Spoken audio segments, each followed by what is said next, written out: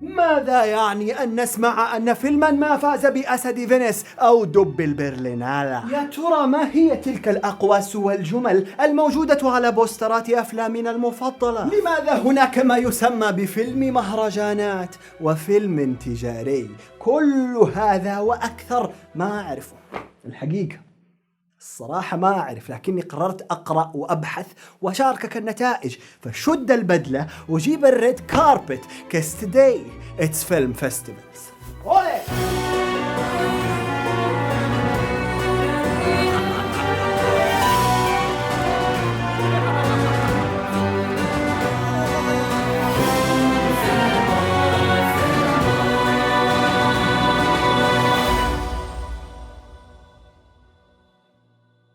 مهرجان سينما يا صديقي هي مجموعة عروض أفلام لعدة أيام تعقد سنويا، يصحب هذه العروض غالبا منافسة بين الأفلام المشاركة توزع جوائزها في حفل ختام المهرجان. وحتلاحظ أيضا أنه غير عروض الأفلام، المهرجانات تنظم ورش عمل، ماستر كلاسز وفيلم ماركتس تجمع الفيلم ميكرز والمنتجين والموزعين من كل أنحاء العالم. You've got journalists from all over the world, financiers from all over the world, tax experts, insurance experts. لطالما كانت هذه المهرجانات مركز اهتمام الكتاب والمخرجين الشباب المستقلين، ونعني بمستقلين انهم يشتغلوا لوحدهم مو تحت مظلة استوديو، وهذا اللي خلى طابع افلام المهرجانات يغلب عليه العمق والواقعية والإنسانية والكتابة للعقول اكثر من العيون. لكن بشكل عام التسمية والتفريق بين فيلم المهرجانات وفيلم التجاري ممكن تكون ظالمة في كثير من الأحيان، لأنه في كثير أفلام مهرجانات نجحت تجاريا، في فن وعمق ورسالة فيلم المهرجان، وفي تسلية وميزانية وضخامة الفيلم التجاري،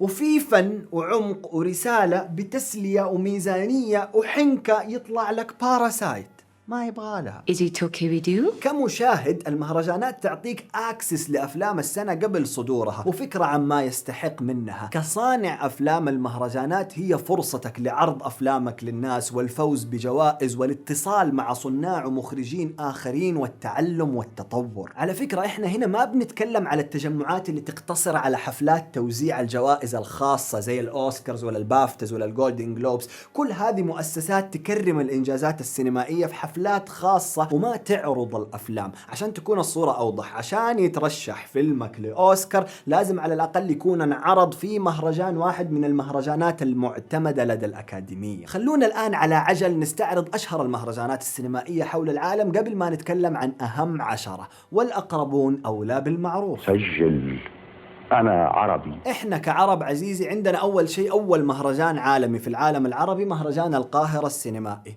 وبعده عندنا مهرجانين رائعين في شمال أفريقيا، مراكش المغرب وقرطاج تونس. عندنا كمان أو كان عندنا مهرجان دبي الواعد اللي تركنا قبل فترة، وعندنا مهرجان أبو ظبي ومهرجان الدوحة. في المملكة العربية السعودية محليا عندنا مهرجان أفلام السعودية في المنطقة الشرقية، ومهرجان البحر الأحمر السينمائي الذي لم يرى النور بعد. كل هذه محاولات واعدة لمهرجانات عربية جمعت الصناع ودعمت الصناعة، لكن صدقني لما أقول لك إنها لا تقارن بحجم مصداقية وقوة تأثير المهرجانات العالمية. حتى لو حركنا شوية ورحنا على أفريقيا حتلاقي الأفريكان فيلم فيستيفال، زوما وزنزبار، ولو رحنا آسيا حتلاقي شنغهاي فيلم فيستيفال، طوكيو، هونغ كونغ، بوسان. روسيا عندهم موسكو فيلم فيستيفال، استراليا عندهم ملبورن فيلم فيستيفال. وفي أيضا مهرجانات شهيرة بس تكون مخصصة لنوع واحد من الأفلام زي الانترناشنال دوكيومنتري فيلم فيستيفال أمستردام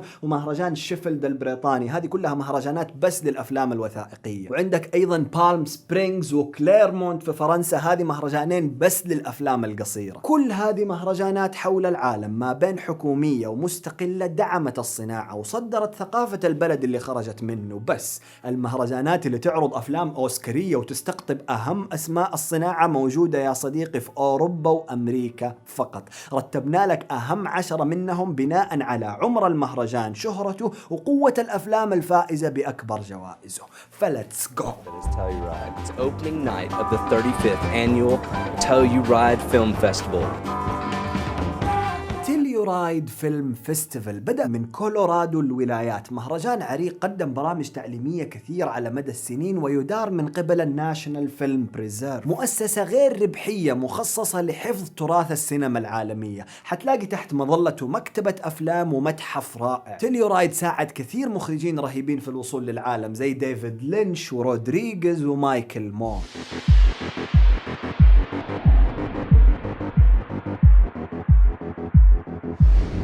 انترناشنال فيلم فيستيفال روتردام بدأ في 1972 روتردام هولندا، ويركز بشكل كبير على الأفلام المستقلة ودعم المواهب الجديدة. جمال الآرت هاوس وقوة منافسة الأفلام القصيرة وبرامج التمويل ودعم الصناع جعلت منه أحد أشهر مهرجانات العالم اللي يستقبل ما يزيد عن 300 ألف زائر سنويا.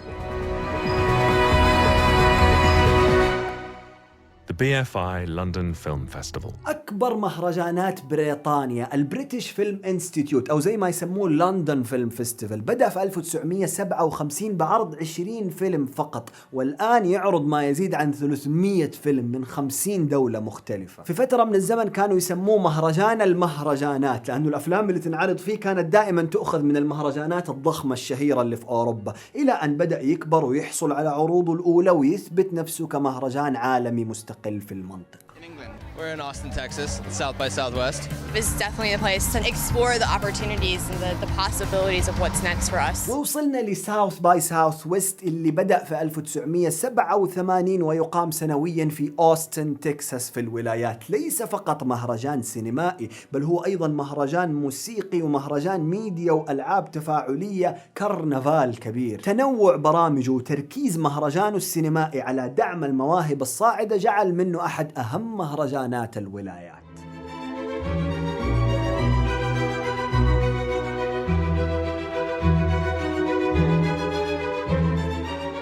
نيويورك فيلم فيستيفال بدأ في 1963 بدعم من الفيلم سوسايتي لينكن سنتر اللي ما زال يديره إلى الآن. مهرجان غير تنافسي بمعنى ما في مسابقة وجوائز، يعتبر من أقدم وأكبر مهرجانات الولايات، يعرض ما بين 20 ل30 فيلم طويل سنويا بالإضافة لعشرات الأفلام القصيرة والوثائقيات والإكسبيرمنتالز بمختلف أنواعها. وبما أننا في نيويورك اسمحوا لي أني أغش وأحط مهرجان آخر في هذه المرتبة ألا وهو ترايبيكا فيلم فيستيفال الصادر أيضا من نيويورك وأجدد مهرجان في قائمتنا. بدأ كردة فعل لأحداث 11 سبتمبر، واستطاع خلال أقل من 20 عام أنه يجمع ملايين الأعضاء والزوار ويدعم عشرات صناع الأفلام المستقلين وتطلع منه أفلام رهيبة.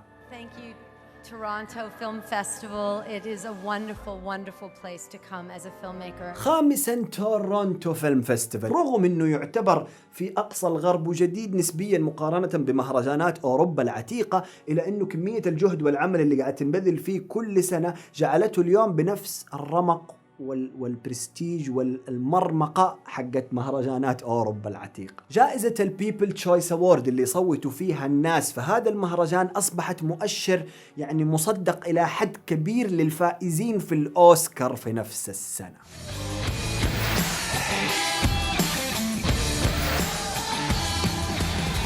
أضخم مهرجان مستقل في الولايات وأشهرها ساندانس فيلم فيستيفال بدأ في 1978 واليوم يستقبل ما يزيد عن 45 ألف زائر سنويا. منافستين لفيتشرز ودوكيومنتري مرموقة ضخمة بالإضافة لعروض أولى كثير رهيبة خارج المنافسة. هذا هو المهرجان اللي شفنا فيه أفلام تارانتينو ويز أندرسون وإيرونوفسكي لأول مرة شيء ضخم في الولايات. يعني باختصار أنت لو صانع أفلام في الولايات وفيلمك انعرض في ساندانس مو فاز بس انعرض كده عارف في كورنر في شارع في المهرجان، أنت مرة قوي مرة. Discerning audience for film.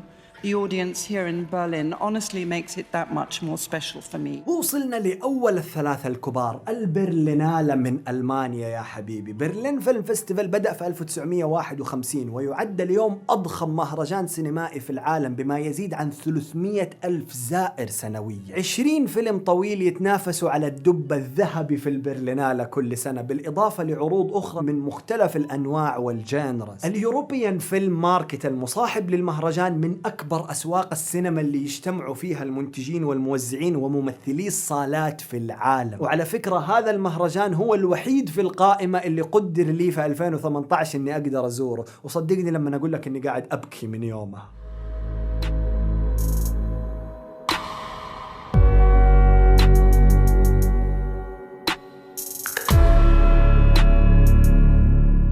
المركز الثاني معانا أقدم مهرجان سينمائي في الكرة الأرضية من إيطاليا، مهرجان البندقية فينيس فيلم فيستيفال. بدأ في 1932، ورغم تركيزه على الأفلام الإيطالية والأوروبية بشكل خاص، إلى أنه لا تتفاجأ لو لقيت أنه أفلامك الأمريكية المفضلة عرضت لأول مرة هنا. اشتهر مهرجان فينيس أو الثلاثة الكبار بشكل عام بالحرية الإبداعية اللي يعطوها للصناع عشان يقدموا ما أرادوا في المهرجان. عشان كذا لما تسمع انه فيلم ما فاز بالاسد الذهبي في مهرجان فينيس، تيقن تماما انه حيكون فيلم مثير ويستحق المشاهدة، زي فيلم جوكر اللي فاز بالاسد الذهبي العام الماضي.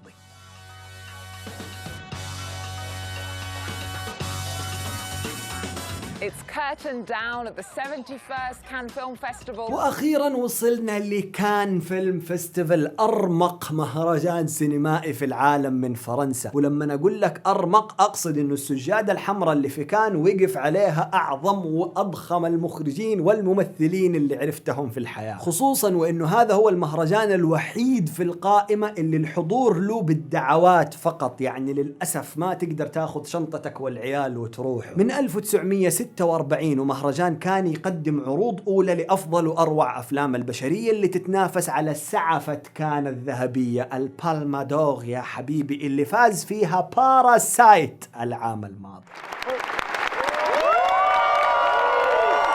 ختاما وبناء على تجربة يتيمة أقدر أقول لك إنه مهرجانات الأفلام السينمائية بمثابة جنة مصغرة للفيلمر. تدخل تشوف أفلام كثير وتقابل ناس وصناع رهيبين وتشعر بالصناعة أمامك. كمشاهد أنصحك ما تفوت فرصة حضور أي مهرجان سينمائي قريب منك، روح خذ تذكرة وأدخل ضيع بين الصالات واستمتع. كصانع أنصحك دايما ما تيأس وتروح تشارك في هذه المهرجانات بأفلامك وتدفع رسوم التسجيل اللي للأسف أحيانا تكون غالية، ولو ما انقبلت معليش حاول مرة ثانية وثالثة ورابعة إلى أن يأتي اليوم اللي أروح أنا أحضر فيه وأشوفك مخرج قد الدنيا شايل سعفة كان ولا دب البرلينالة. ولما تصير مخرج كبير طبعا ما تنسى تقول لأصحابك يعملوا سبسكرايب في هذه القناة عشان أقدر أقول لهم كيف يصيروا مخرجين رهيبين، ولايك لو عجبهم الفيديو، دايما يكونوا في المرز.